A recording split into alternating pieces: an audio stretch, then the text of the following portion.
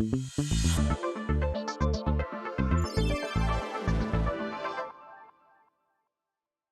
everyone, and welcome back to Radio BFit. I'm Dan. And I'm Michelle. It is so great to have you with us today. So this morning I'm waiting for my coffee to brew, and I'm just kind of looking around my apartment, doing a little mental inventory. Okay. And I realized I've accidentally created this very specific exhibit in the corner of my living room. Uh-oh. I call it the Museum of Good Intentions. Oh, no. I have a feeling I know exactly what's in this museum. Let me guess. Is there a foam roller involved somewhere? There is absolutely a foam roller, which is currently serving as a very effective dust bunny collector. Of course. And a backrest for when I sit on the floor. Then there are these resistance bands that I'm pretty sure my cat thinks are, like giant rubber snakes. She's claimed them. They're hers now. They're hers now. Uh-huh. But the centerpiece, the real piece de resistance, a stationary bike that has become the world's most expensive coat rack. The classic coat rack bike. It's an icon. I mean, honestly, that is a universal symbol. It just sits there, like, staring at you judgmentally while you eat snacks on the couch. It really does. It mocks me. But you are definitely not alone in that. I think everyone has that one piece of gear they bought with, like, 100% conviction. Total conviction. And now it just holds laundry. But looking at it, it really brought up something we see all the time, especially around this time of year. We always talk about the January phenomenon, right? Exactly. Even if it's not January, everyone has that day one energy at some point. It's that cycle. You get hit with this, like, huge burst of motivation. Maybe it's New Year's. Maybe it's a birthday. Or you just saw a photo of yourself from a really weird angle. Yes, that's a big one. And you go all in. You buy the gear, you download the plan, you clear out the fridge.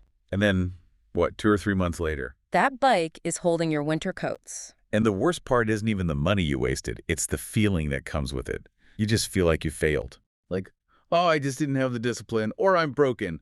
But we were going through the source material for this deep dive, and I found a statistic that, honestly, it made me feel a lot better about my coat rack. It's a really shocking number, actually. The research highlights that generic fitness plans. The ones you just, like, download online. Exactly. The ones you download, the ones you find in a magazine, they have an 80% failure rate. 80. 80% within the first 90 days. That's huge. I mean, if a car company had an 80% failure rate, they'd be shut down. They absolutely would. There would be recalls on everything. Yeah. But in the fitness industry, that failure rate is almost like baked into the model.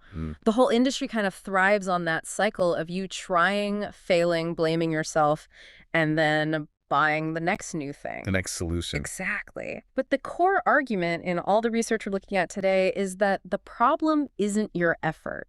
The problem is what they call the universal promise. The idea that, hey, if this worked for this influencer, it's got to work for me. Precisely. It's that whole, if you do X, you'll get Y fallacy. But it totally ignores variable Z, which is, the actual human being doing the workout. Right. Humans are so incredibly variable, biologically, psychologically, and we're trying to jam our unique, kind of messy lives into this rigid, one-size-fits-all spreadsheet. And the spreadsheet always wins. The spreadsheet wins until the human breaks. So today isn't about telling you to just try harder. It's about being smarter. Yeah, we're going to unpack why those generic plans are actually broken from the start. Yeah. And how you can build a routine that's based on your psychology, your biology, and, your actual life. Right. We're going to cover why you might need to audit yourself before you even pick up a weight, how your personality type can actually dictate the workout you should be doing, and this is my favorite, why doing less might actually get you better results. Okay, I love the sound of that. All right, let's get into it. So first up, why do these generic plans fail? Or, as I'm now calling it, it's not you, it's the spreadsheet. It really is the spreadsheet's fault sometimes. Yeah. The thing is, the fitness industry is built on selling an outcome. You see a celebrity, they look amazing, and they say, just follow this exact plan. Do these burpees, eat this exact kale salad, and you will get this result. But that completely ignores the fundamental differences in our physiology. So the sources we looked at introduce this idea, the 3 pillars of individualization. Sounds a little academic, but it's actually super practical. Why do we need to audit ourselves before we start? Because most of us just skip that part. We skip the assessment and go straight to the execution. Yeah, you see the goal and you just start running towards it. Totally. You work backward from the end result, but you completely ignore your current reality. So the first pillar the research highlights is your physiological starting point. Okay. And this isn't just are you in shape, it goes deeper. It's about your structural tolerance. So like the nuts and bolts of the Yeah. body, the chassis, right? Exactly. Think about your connective tissues, your tendons and ligaments. If you take a, say, 20-year-old fitness influencer, their collagen synthesis, the recovery rates, it's all completely different from like a 45-year-old parent who's been sitting at a desk for 15 years. Right, yeah. So if that parent tries to copy the influencer's high-volume squat program, their muscles might actually be able to lift the weight, But the rest of the system can't handle it. but their tendons and ligaments just are not ready for that much volume that quickly. I've totally done this. This explains that, like phantom pain scenario. Yeah. You start a program, you feel amazing for 2 weeks, and then all of a sudden your knees are on fire and you can't walk down the stairs without wincing. That is your physiological starting point screaming at you. You basically bypass the adaptation phase for all your connective tissue. The sources call this the gap between the engine and the chassis. You might have the engine, the willpower and the muscle to go really fast. But if the chassis is rusty, The whole car just shakes apart. that's such a good image, and it explains so much about those nagging injuries that just derail you completely. Yeah. Okay, so we have the body. What's the second pillar? The second pillar is psychological drivers. And this might seem obvious, like, oh, just do what you like. Right. But the material we're looking at suggests it goes way deeper than just preference. It actually gets into neurochemistry. Okay, so how our brains are wired. Exactly. Different brains respond to exertion in different ways. For some people, a really high-intensity effort triggers this massive dopamine release. They feel euphoric, on top of the world. But for others, maybe because of genetic variances in how they process stress hormones, that same high-intensity workout just feels like a panic attack. It spikes their cortisol, and it doesn't come back down. So when someone says, I hate running, they might literally mean running puts my body into a chemically negative state. Yes, it's not just an attitude problem or them being soft. It could be a genuine biological mismatch. And then the third pillar is lifestyle constraints. This is the big reality check pillar. Yes. Because we tend to plan our fitness for our fantasy life. Oh, I live in that fantasy life a lot. That's a life where I wake up at 4 a.m., I drink a green juice, I meditate for an hour. And you have zero stress. Zero stress, ever. That's the one. In that fantasy life, you can train for 90 minutes a day, 6 days a week, no problem. But in my actual life. In your actual life, with the commute, the deadlines, the family stuff, you maybe have 30 minutes. And you have this high level of background stress already. And this was a key point from the articles that really stuck with me. Stress is cumulative. Your body doesn't really know the difference between deadlift stress and deadline stress. It doesn't. It all goes into the same bucket. It's a concept called allostatic load. Basically, your body has a finite budget for handling stress. A stress budget, I like that. Yeah. So if your work and life are already taking up, say, 80% of that budget, and you try to add a workout routine that demands another 40% of your energy, You go into debt. you go into debt, you get sick, you get injured, or you just burn out completely. So the big takeaway here is you have to build a plan that fits inside your remaining capacity, not one that demands capacity you just don't have. It sounds so simple when you say it like that. But we never do it. Mm-hmm. We always try to shoehorn the workout in. We do. So the actionable advice here is, before you start your next day one, you have to do a self-audit. Be really honest. If you only have 30 minutes, find a plan that is designed for 30 minutes. Right. Don't try to cram a 2-hour workout into that slot and then feel guilty when you can't. Right. Don't graft a plan onto your life. Build it from your reality. Exactly. That leads perfectly into this next part, which I think was my favorite section of this research. It's all about the exercise personality. Because I have definitely been guilty of trying to be a runner just because I felt like I should be. Even though I find running incredibly, mind-numbingly boring. Oh, the shoulds are the absolute enemy of fitness. This part brings in some really fascinating psychology, specifically something called the theory of planned behavior. Okay, what's that? It sounds academic, but it basically just means if you hate the activity, your brain will eventually find a way to stop you from doing it. It's like a survival mechanism. It is. We are fundamentally wired to avoid pain and discomfort. So we need to trick our brain, or no, align with our brain so it doesn't see the movement as a threat. Yes. And the research breaks this down into a few different spectrums. The first one was introvert versus extrovert. No, I usually think about that for, social situations, not for doing push-ups. But it totally applies to the gym.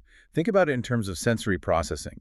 An extrovert generally has a lower baseline of arousal. They need external stimulation to feel energized. Oh, So in a fitness context, an extrovert might absolutely thrive in a CrossFit class or a spin studio with loud music and an instructor yelling. a run club. A run club, exactly. They feed off that collective energy. Whereas an introvert might find that same environment just completely draining. Exactly. An introvert who has a higher baseline of sensitivity Mhm. walks into that same loud spin class, and their battery just drains instantly. It's sensory overload. Hmm. Their cortisol levels spike, not because of the exercise, but because of the whole environment. That explains so much. Yeah. I dread group classes. I spend the whole time wondering if I'm doing the move wrong or if I'm in someone's personal space. It is not relaxing. Yeah. It's social anxiety, but with sweat. Right. And that anxiety actually inhibits your recovery. So for you, an introvert-friendly workout, like a solo run with headphones, Yeah. or a quiet lifting session where nobody talks to you, or swimming laps, that isn't just a preference. It's actually physiologically more effective for you because you aren't stressed while you're doing it. That makes so much sense. I am definitely on the please leave me alone side when I'm working out. I do not want to high-five anyone when I'm struggling for air. We get that. What was the next category? The next one is competitive versus meditative. And this one asks a really simple question. Do you need a scoreboard? Ooh, yes. 100%. I need to know if I'm winning, even if I'm just winning against myself from yesterday. See, there you go. So for you, something like tennis or a spin class where your stats are up on the screen or a martial art that has a belt system that's going to keep you hooked, you need that gamification. Right. But for someone who uses exercise for stress relief, the meditative type, the competition, just adds stress. They want to find a flow state. So they're looking for things like yoga or hiking.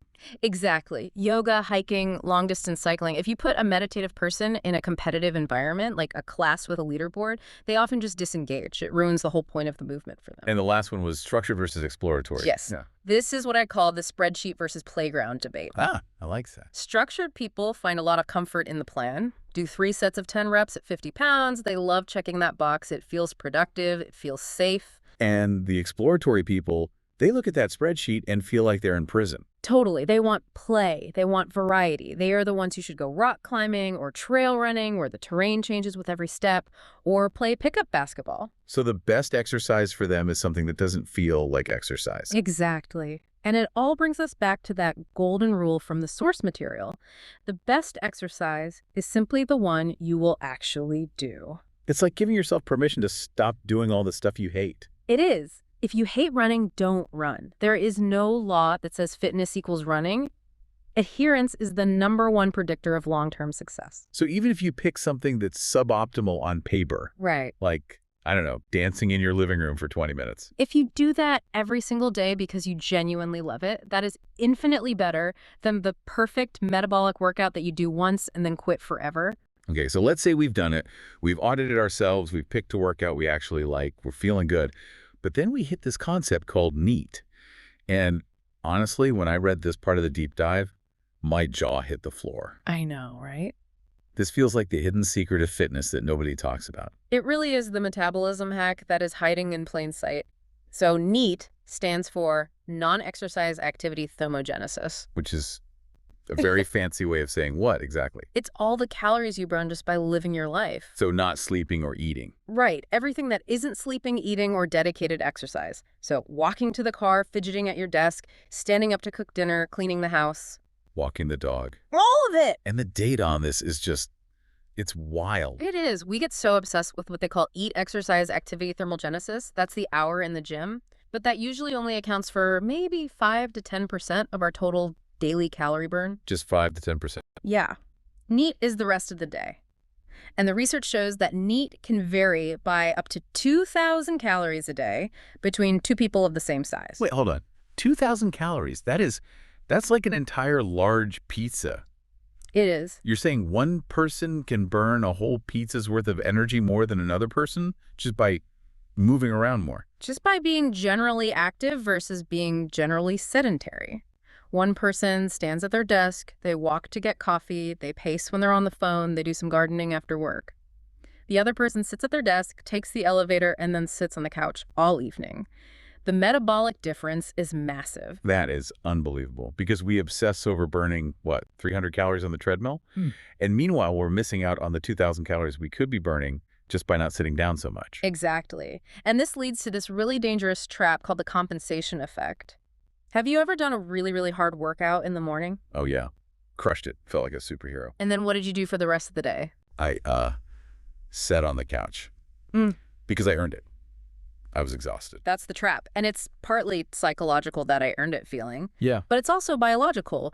Your brain senses this large energy deficit from the workout, so it sends out signals to conserve energy. Oh. So you subconsciously stop fidgeting, you take the elevator instead of the stairs, you sit down more often. You might burn 400 calories in the gym. But then your NEAT drops by like 600 calories because you turned into a statue for the rest of the day. Precisely. So mathematically, you might actually end up burning fewer total calories on the day you worked out compared to a day where you just stayed generally active and walked around a lot. That is just, it's mind-blowing. It's a concept called the constrained energy expenditure model. So the hack here isn't to work out harder, it's to defend your NEAT. Defend your NEAT. You have to consciously make sure that your workout doesn't become a license to be sedentary. So what are some practical ways to do that? Because I have a desk job. A lot of our listeners have desk jobs. It's really the small things. Take walking meetings if you can. Park at the very back of the parking lot. This is an extra couple hundred steps right there. Use a standing desk. A standing desk is great. And one of my favorites from the research is something called the mobility snack. A mobility snack. I like the sound of that. Much better than the actual snacks I usually reach for. It's a game changer. Every 45 to 60 minutes, just set a timer. When it goes off, you stand up, you stretch, you walk a lap around the office, you do 10 air squats. It takes 2 minutes. But does that actually do anything biologically? Or is it just about waking you up? Oh, it does a lot. It keeps your metabolic machinery, specifically an enzyme called lipoprotein lipase, active. Okay. When you sit for too long, that enzyme goes dormant and your body basically stops processing fats effectively. A little mobility snack just wakes that enzyme right back up. So we need to stop thinking about fitness as a 1-hour appointment. And start thinking of it as a 24-hour proposition. It's about living an active life, not just visiting a gym for an hour. Right. Okay, let's move on. We've got our personalized activity. We're boosting our NEAT. But then life happens. The kid gets sick, a meeting runs late, and we miss a workout. And for me, usually that is the beginning of the end. The all-or-nothing trap. It is the silent killer of all fitness dreams. Why do we do this to ourselves? Why does one missed workout feel like a total, complete failure? It's purely psychological. Researchers call it the abstinence violation effect, but informally, it's known as the what the hell effect. The what the hell effect. I know this effect well. We all do. You set a really rigid rule. I will work out every single day. You miss one day, you violated the rule. The streak is breaking. This streak is broken. So your brain says, well, I'm a failure. What the hell? I might as well eat a burger and skip tomorrow too. We turn a flat tire into slashing the other 3 tires. That is the perfect way to put it. But here's the biological reality. Adaptation is nonlinear. Your cells do not have a calendar. They don't know you missed Tuesday. They only know the aggregate stress you put on them over weeks and months. One missed workout means absolutely nothing to your biology. It takes weeks of doing nothing to really lose significant fitness. So the damage isn't the missed workout, it's our reaction to the missed workout. Precisely. So we need a strategy to handle the bad days. And the article suggests this amazing concept, the minimum viable workout. I love the sound of this. It sounds like something from the tech world, like a minimum viable product. It's the exact same logic. On your best day, sure, go do your hour-long optimal workout. But on a bad day, when you're stressed, you're tired, you're overwhelmed, don't aim for the hour.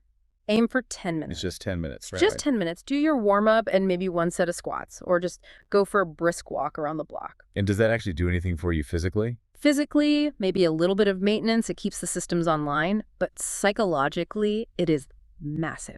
It preserves what they call your habit identity. You can still go to sleep that night saying, I am a person who exercised today. You didn't break the chain. You kept the promise to yourself, just in a much smaller, more manageable way. That is so important. It keeps the momentum going. You're still casting a vote for the person you want to be. Exactly. And there's another great tactic called the buffer strategy. This one is for the planners out there. Okay. If your goal is to work out 3 times a week, Plan for 4 or 5 slots on your calendar. Oh, that's smart. Oh, So you're deliberately overbooking yourself. you're creating redundancy. Think about it. If you plan for Monday, Wednesday, Friday, and then Monday falls apart because of a last-minute meeting, you are now behind. You feel stress. Right. And you're already failing. But if you plan for Monday, Tuesday, Thursday, Friday, and Monday falls apart. You just shift your workout to Tuesday. You're not failing, you're just using your backup slot. Right. You aren't failing, you're just executing the buffer part of the plan. It totally changes the framing. It removes all the guilt. Flexibility beats rigidity every time. Always. The stiffest tree is the one that breaks in the storm. The bamboo bends. You got to be the bamboo. I'm writing that on my mirror, be the bamboo. Okay. So let's say we are consistent, we're being the bamboo, we're showing up, but then after a month or two, the results just stop. We hit that dreaded plateau. Why does that happen? This is pure biology. Your body is an adaptation machine. Its #1 evolutionary goal is to be efficient. When you first start running a mile, it's a huge stress. Your heart rate spikes, your muscles tear a little. Your body says, whoa, this is dangerous. I need to get stronger and more efficient to handle this. So it builds muscle, it improves your cardiovascular system. But once it's built that efficiency, The mile is no longer a stress. It's easy. And because it's not a stress anymore, the body has no reason to burn extra energy or to build more muscle. You have successfully adapted to the task. so doing the exact same 3-mile loop at the exact same pace every day for a year, Will make you very, very good at running that specific loop at that specific pace, but it's not going to continue to improve your fitness or change your body composition after those first few weeks. so how do we fix it? What do we do? We use periodization, which is just a fancy word for changing it up on purpose. Okay. And the rule of thumb from the research is the 4 to 6 week rule. You need to change the variables every 4 to 6 weeks to keep your body guessing. And the article had a really simple 3-block system for this, which I found super helpful. Can you walk us through how a regular person, not, an Olympian, would use this? Definitely. Imagine breaking your training into 3 phases, each about a month long. Block 1 is weeks 1 through 4, the foundation. Okay. This is all about mastering the form. You keep the weight moderate, you're just learning the movements, you're greasing the groove, as they say. Getting the technique dialed in so you don't hurt yourself later. Right. Then you move to block 2, weeks 5 through 8. Intensity. Now that your form is solid, you add weight, you make it heavier, maybe you lower the reps a little bit, you're pushing the engine. This is where you apply that progressive overload principle. Got it. And then block 3. Block 3, weeks 9 through 12, variety. This part is so crucial. You swap things out to prevent boredom and, more importantly, to prevent overuse injuries. So if you've been doing barbell squats for 8 weeks, Switch to goblet squats or lunges for a month. If you've been running on flat ground, switch to running hills or get on a bike for a few weeks. it just keeps the body guessing. It forces new adaptations because the stimulus is novel, and mentally it keeps it fresh so you don't get bored out of your mind. It makes you a more well-rounded, resilient athlete. I love that structure. It makes it feel like you're leveling up in a video game, instead of just spinning your wheels on the same level forever. It really does. All right, we've covered a ton of ground. I want to hit a few rapid-fire FAQs that came up in the source material. These are the really practical questions that everyone asks. You ready? Right. Question 1. I have 0 equipment and I'm totally broke. Can I still personalize a plan? Absolutely, 100%. Personalization is about principles, not about gear. Gravity is free, the floor is free. Right. You can personalize any bodyweight exercise just by changing the tempo. What do you mean by tempo? So instead of just pumping out push-ups as fast as you can, count to 4 on the way down, hover for a second at the bottom, and then explode up on a 1 count. Oh, that sounds way harder. It is. Yeah. That time under tension creates a massive stimulus for the muscle without adding a single pound of weight. You can get an incredible workout without spending a dime. Love it. Okay, question 2. How hard should I actually be working? I think people get really confused by this. Is it supposed to feel like death, or should it feel like a walk in the park? Neither, really. The best tool here is the RPE scale, the rate of perceived exertion. It's a scale of 1 to 10. 1 is you're sleeping, 10 is you're getting chased by a bear uphill.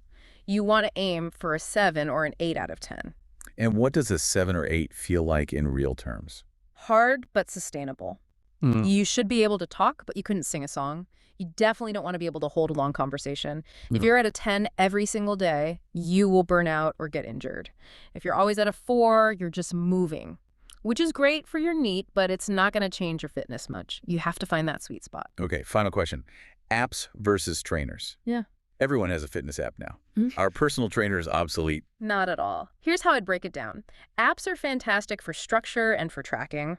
If you just need to know what to do today, an app is perfect. Just make sure it's one that allows you to input your own goals and preferences. And what about trainers? You hire a trainer for three main reasons: safety, especially learning proper technique; rehab, so if you have an injury, please don't trust an algorithm; and accountability. An app is not going to text you asking why you didn't show up. But a human will. A human will. So use the tech for data, but use the human for wisdom. That is super helpful. It really clarifies when to spend the money and when you can just use your phone. Exactly. You know, we have thrown a lot of information at people today. We've talked about physiology, innate periodization. Yeah. It can feel a little overwhelming to try and build all this yourself. It can. It's a lot of moving parts to try and manage on your own. And that's actually a great segue. If you're listening to this and thinking, okay, I get the concepts, but I just want someone to help me break this down, or I want to find templates for this stuff, you should really check out bfit.ai. They have some fantastic free resources and articles that take all this complex fitness, nutrition, and wellness stuff and just make it feel clear and doable. Yeah, they do a really good job of simplifying the science so you can just get to the part where you apply it. So as we wrap up, let's do a quick recap for everyone listening. Yeah. What are the big takeaways? Okay, the big takeaways are: first, stop blaming yourself for failing generic plans. Start with that self-audit. And match your workout to your personality. Do what you actually enjoy. Second, do not sleep on NEAT. Move your body throughout the day, not just for an hour in the gym. You have to defend that calorie burn. And third, choose consistency over perfection. Use that minimum viable workout to keep the habit alive on your bad days. Be the bamboo. Be the bamboo. And finally, change it up every 4 to 6 weeks to keep progressing and avoid those plateaus. I am definitely going to apply that minimum viable workout idea, and I might even dust off that stationary bike. Wow. Or at least, move the coats off of it. Baby steps. Maybe just start by pedaling for 10 minutes while you watch the news. You know what? That I can do. Oh. To everyone listening, start small. Maybe your only goal this week is just to audit your routine. And be kind to yourself. You aren't a robot, so don't try to train like one. Exactly. Redefine what a workout even means to you. It's your journey and no one else's. Thanks so much for hanging out with us today. We'll catch you next time on Radio BFit. Bye, everyone.